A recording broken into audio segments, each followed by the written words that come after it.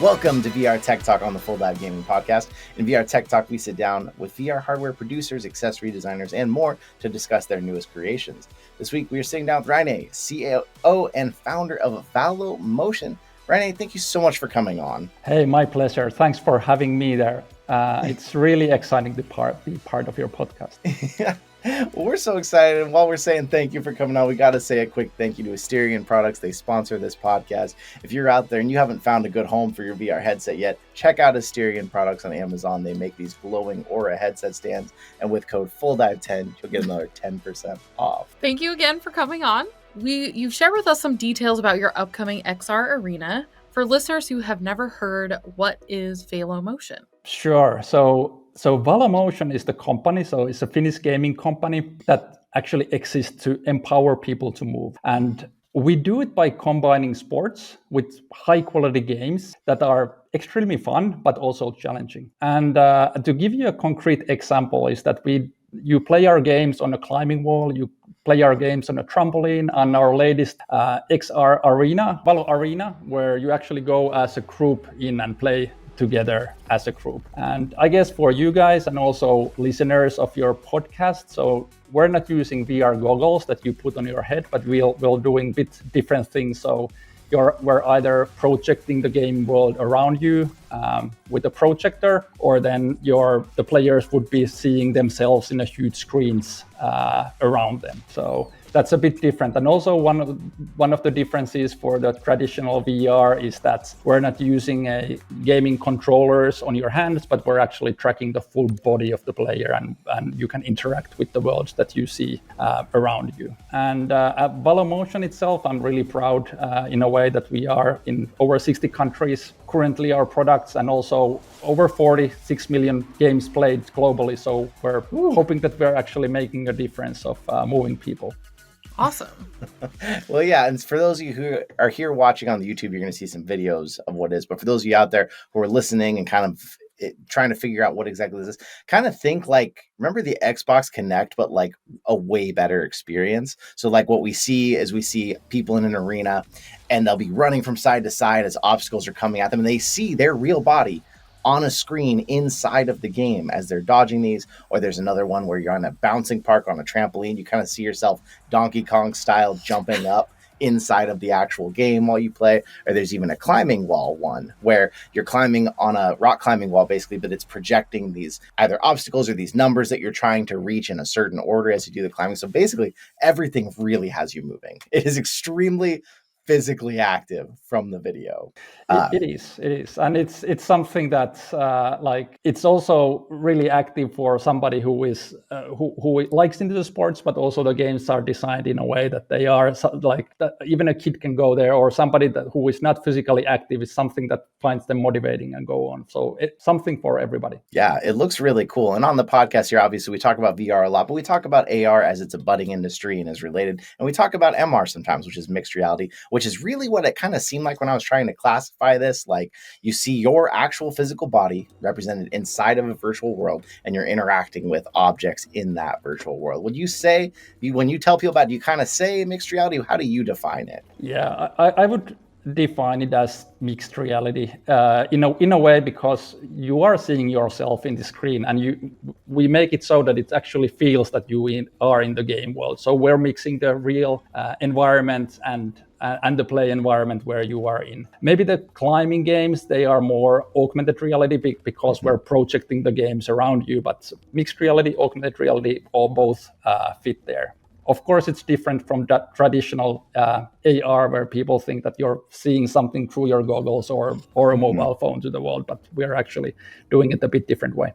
Mm-hmm. Yeah, and we made the comparison earlier, this to Xbox Kinect, or even it kind of reminds me of like the Nintendo, what is that called? They have like the little ring thingy. RingFit Adventure? Yeah, RingFit Adventure. Except, it's a little bit different because it's a little bit more AR type thing than that. But would you consider the comparisons between like the Nintendo Ring Fit or the Xbox Kinect a good comparison or a negative one? Or how does that relate to what you're doing? Well, I would say they're both, so they're good and negative in a way. So it's good in a way that people who go and play the games, some might be already familiar how you play the games with your full body, you're viewing yourself on the screen and so forth. So in that way, it makes sense. But negative in a way that some people might just think, it's a Kinect game type of thing, but it's far from it in a way.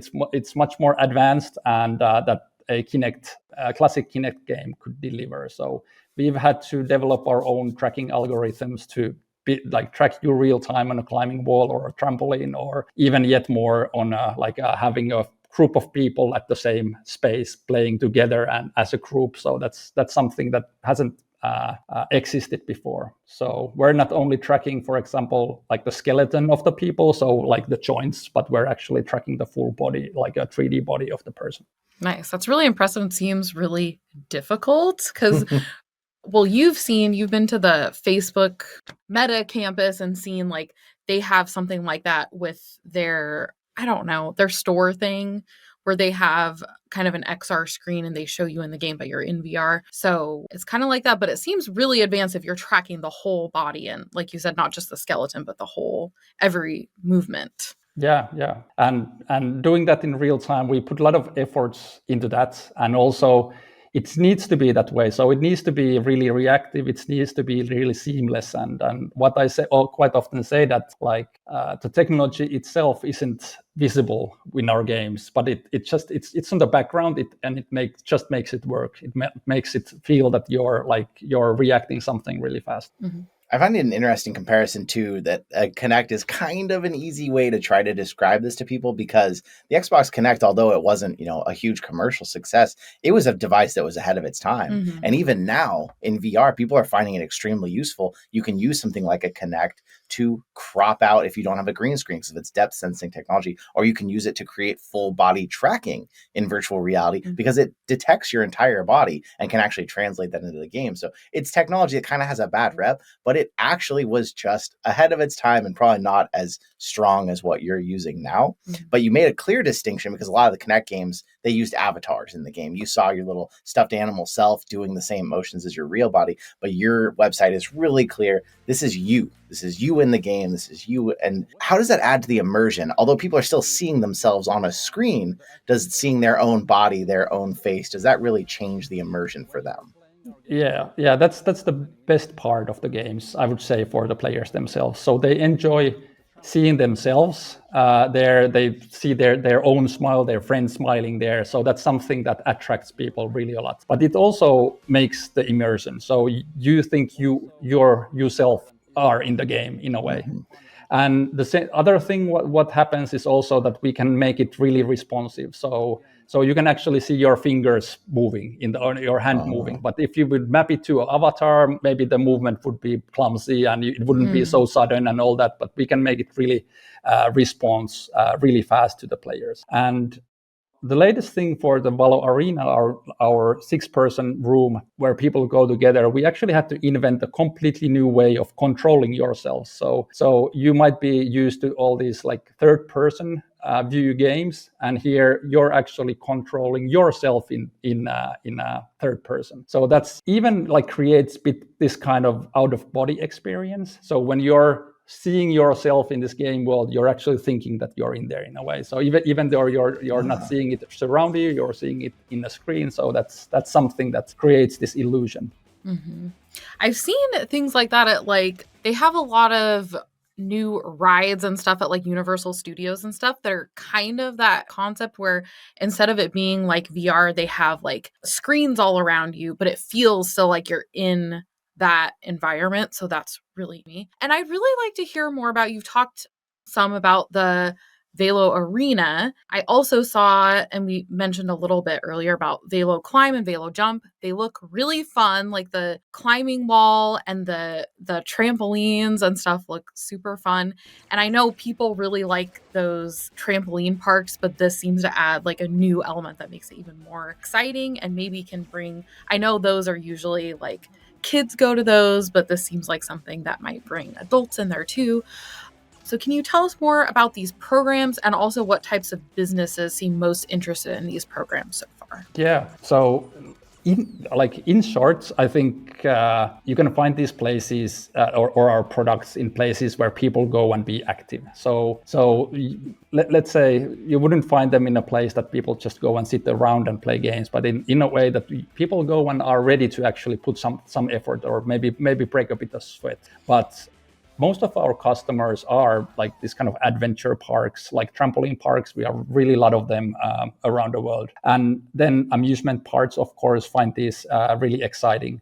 But then we have even like fitness gyms for adults that have our products in, and climbing gyms, of course, because we have a one which is dedicated to a climbing wall. But then also places like indoor playgrounds that are maybe more geared towards children, which is also great because I believe that our technology, our products, if you get people excited about moving with games, I'm hoping that will last for a lifetime in a way, and get them working.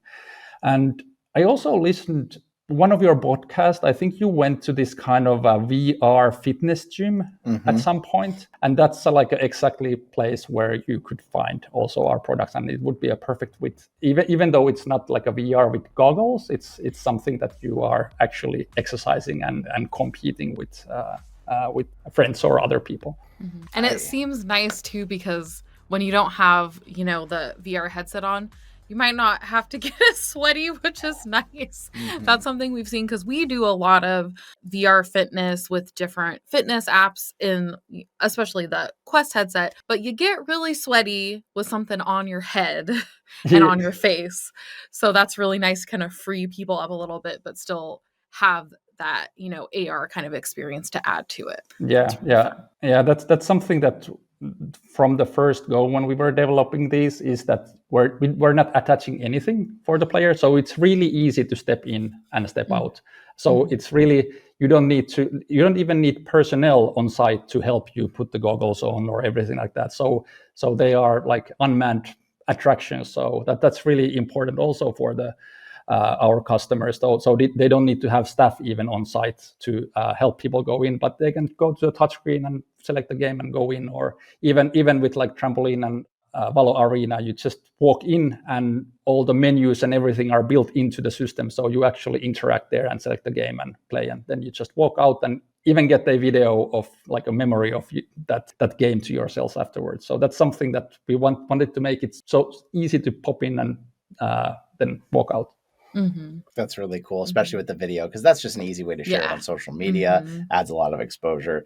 And you mentioned a little earlier, it is an active experience, but you said that it seems as though you can really, all ages can get in and enjoy this. There's different levels. Is that true with like the trampoline one? Because I know, like, for me, I loved trampolines as a kid, but I do wonder, after a knee injury now, is that something I can still do, or am I going to be, is it a little risky? So how do you make sure in an unmanned experience that people don't go too far, I guess? Well, let's say if you are like thinking of a trampoline park and people start jumping, and quite soon they're a bit bored and they maybe start to do tricks. So in a sense, our games are even better. So you don't need to do any tricks with the games. You just like progress with the skills you have. So you just jump up and jump, for example, sideways. So you don't need to do any crazy tricks that you might land on your head or whatever in a way.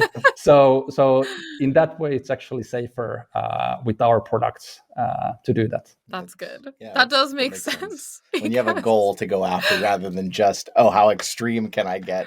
It keeps you kind of in check. So that makes sense for me. And also, of course, that like oral games, there are several levels, so you can choose the like beginner level, go with that, and you go. And when your skill progresses, you can try to get like to the more challenging levels, for example. So that also helps in a way that when you have played a lot, then you still have something to achieve and play. Nice. And the Valo jump really jumped out to me and looked really fun. I did notice in the videos, some of the worlds that you're seeing like on the screen look a lot bigger than the trampolines people are jumping on. So how do you compensate for the difference in the perceived space, like on the screen, versus the actual space of the trampoline? Yeah, well, that's the magic of it. So, and we say it's the superhero effect. So we make people feel superheroes on the trampoline. So you're already like when you're jumping on a trampoline, you're getting some adrenaline. But then when you can actually jump over a building when you're on the trampoline, so that actually makes you feel a superhero while playing. And that's something that we need to really take care of the interaction. So it needs to be seamless, but we can't overdo it. So you need to actually jump and land at the same time in the game world than on the real world. So you still feel that we don't make a disconnect with the game world and then the real world you're playing in. So of course we need to craft the games really carefully, and that's something that like real-time tracking is really important, that we can do this seamless experience, that you actually feel that you are landing on the game world at the same time you're landing on a trampoline. Mm-hmm. And speaking of that, I wonder, I know it's different when you're not in VR, you're not like as fully immersed, but have you ever had anyone have any kind of motion sickness if, maybe early on, if things weren't like completely timed right? Like if people were, landing a little bit off from what they're seeing? Not really. In a way that's the good part, that there's no motion sickness also, because that you're not fully immersed into the game world, and it's something that you're not moving, for example, in 3D and this.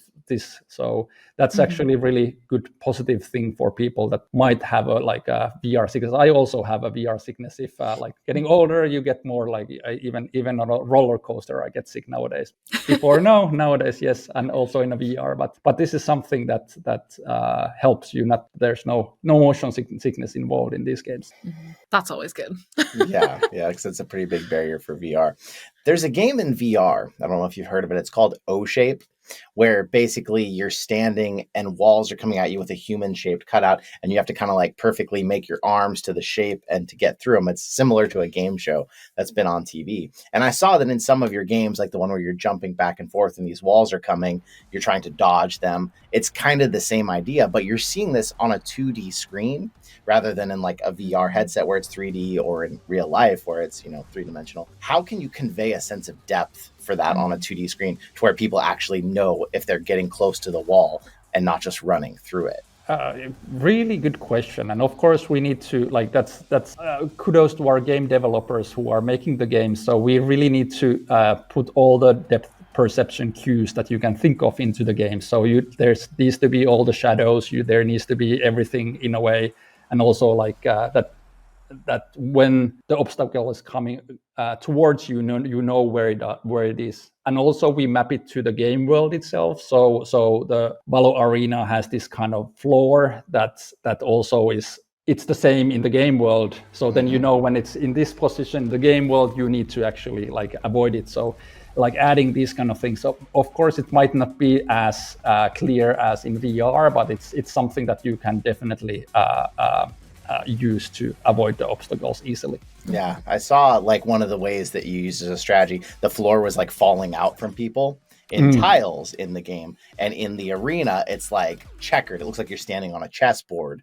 so you could kind of tell, the third tile's about to fall out, so I need to get back to the fourth row or something. So that kind of made sense to help break that down, but I definitely do think it's probably more challenging than most people would expect, because you don't have a three-dimensional view of it when it's on a screen. But it's something that then you get pretty fast accustomed. When you play first game, you might be like, hey, what's going on?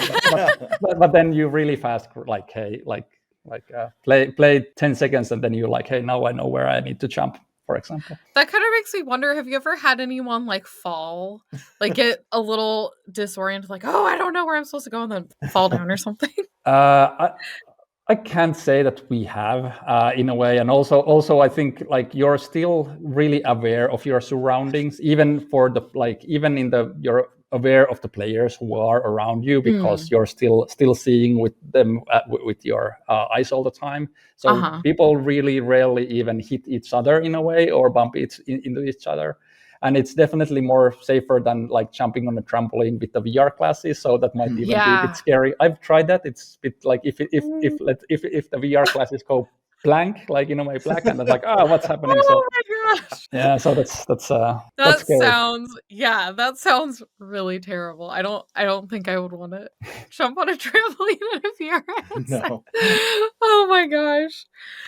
Well, this all sounds really exciting. I kind of want to see if there's any near where we're at so we could check it out. I'm also wondering, as far as the investment goes for arcades or trampoline parks or fitness centers, is this something that they would consider really expensive as an addition to their centers, or is it more reasonable on the I know, like, for fitness centers, at least, their equipment usually is really expensive, but like, where on the scale is that for your customers? Yeah, well, I would say it's really reasonable what is actually delivered, because in many of these locations, the games are they are really analog. So there's no like high quality video games that actually make you move on site in a way, and people are really used to these games at homes. Playing really high quality games, and they look for this kind of games also when they go to this kind of locations. That's something that we make with a really reasonable expense, and it's something that it's in line with something that you might find in other, like in this kind of locations, this kind of VR game sets and this kind of thing. So it's in the same category, definitely. Nice. Yeah, I kind of had that assumption because I'm guessing if you told us like the exact price as a consumer, it probably sounds like a lot. But to an arcade that is used to, I know when we went to that the VR gym you were talking about, some of their AR machines that had intelligence and like move that you were trying to box them. I mean, I think they were like $50,000 per unit. They had like 6 units. So that was like, to me, that sounds like a ton of money. But when you're building a business and the gym is an expense, yeah, it's expensive, but that was not out of the realm of possibility to pay that much for one piece of equipment. Mm-hmm. Yeah. And it's something that, of course, we need to build the system so that they last, in a way that people are building business around our product, so they need to take the beating, they need to work in a way and be really reliable in a way. So that's something that of course is something that customers also look for.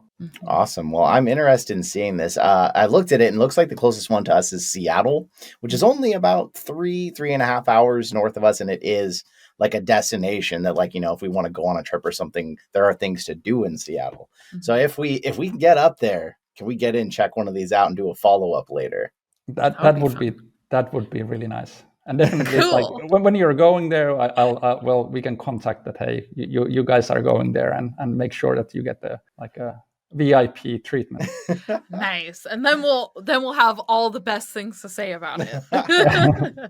Well, that's exciting. Yeah, it's not terribly far away, so we'll have to keep in contact with you in case we make a trip to Seattle soon. But if someone out there right now, they're building a trampoline park, or they have an arcade, and they're interested, how do they find you, get some contact information? Well, I guess the easiest would be go to our website, so ValoMotion.com. And there you can find more information about all our products, but also like fill in your contact details, and our team is happy to help you with everything, any questions that these products, how they will fit your location and all that. So I think that's the easiest to start with. Nice. I feel like I want to go right now, especially is the one that's near us the trampoline one? I don't know on the website it shows like all the locations, and I saw that there was a couple up near Seattle, it looked like. So okay. Yeah. Well, I'm excited. I'm all bouncy already. I want to go right now.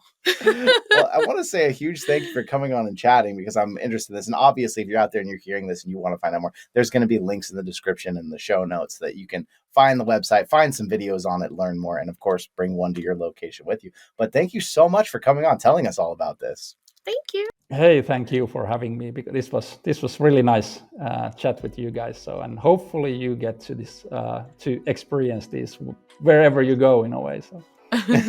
Yeah, Seattle's not far, so we'll keep in contact, and maybe we'll do another episode in the future once we've done it to come back and tell everybody about how we do it, because I'm excited. After seeing the videos, the climbing one, I feel like I want to try it. It might be a little rough. I haven't rock climbed in a long time, but I think it'd be fun to give it a shot. I love rock climbing. Well, rock climb. I don't do the real rock climbing because that's scary. But as a kid, I used to just climb on.